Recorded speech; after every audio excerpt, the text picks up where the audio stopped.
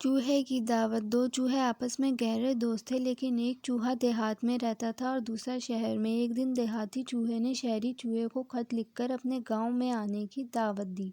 خط ملتے ہی شہری چوہے نے ضروری سامان ایک بریف کیس میں رکھا اور سر پر ٹوپی رکھ کر چھڑی پکڑی اور دیہاتی چوہے کے گاؤں کی جانب روانہ ہو گیا۔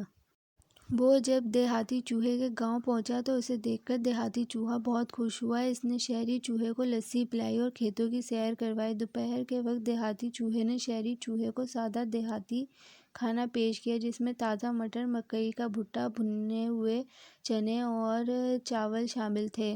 شہری چوہے کو اپنی دوست دیہاتی چوہے کا چھوٹا سا گھر بالکل پسند نہیں آیا تھا اور نہ ہی اسے دیہات کا سادہ کھانا اچھا لگا تھا۔ شہری چوہے نے ناک منہ چڑھاتے ہوئے کہا، میرے دوست، تمہارے گاؤں میں کچھ خاص کھانے کے لیے نہیں ہے۔ شام ہوتے ہی شہری چوہا واپس لوٹ گیا۔ جانے سے پہلے اس نے دیہاتی چوہے کو شہر آنے کی دعوت دی۔ اس نے دیہاتی چوہے سے کہا کہ وہ کبھی شہر آئے تو اسے شہر کے مزیدار اور لذیذ کھانے کھلائے گا۔ دیہاتی چوہے نے شہر آنے کا وعدہ کر لیا۔ اگلے ہفتے دیہاتی چوہے نے اپنے کپڑے ایک پرانی چادر میں باندھ کر ایک گٹھری بنا لی۔ اسے ایک ڈنڈے پر لٹکا کر کندھے پر رکھ کر گیت گاتے ہوئے شہر کی جانب چل پڑا۔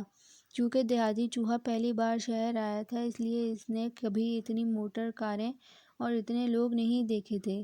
وہ نہایت خوفزدہ تھا۔ اتنے میں دو موٹر کاریں ایک دوسرے سے دوڑ لگاتی ہوئی گزریں تو وہ ان کے نیچے آتے آتے بچا۔ وہ بڑی مشکل سے شہری چوہے کے گھر پہنچا۔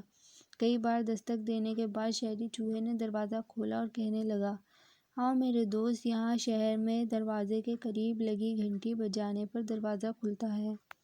یہ بات سن کر دیہاتی چوہا شرمندہ ہو گیا۔ گھر میں جا کر شہری چوہے نے کہا، تم کافی تھک چکے ہوگے، اس لیے آرام کر لو۔ دیہاتی چوہے کو شدید بھوک لگی ہوئی تھی۔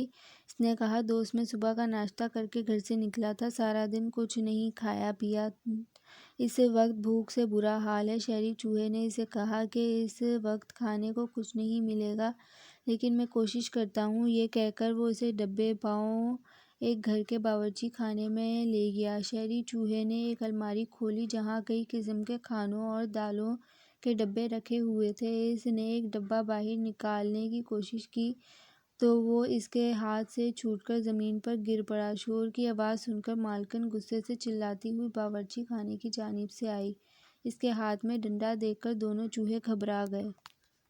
انہوں نے ایک چھوٹے سے سوراخ میں گھس کر اپنی جان بچائی۔ شہری چوہے نے دیہاتی چوہے سے کہا، دوست، کہیں اور جا کر کھانے کے لیے کچھ تلاش کرتے ہیں۔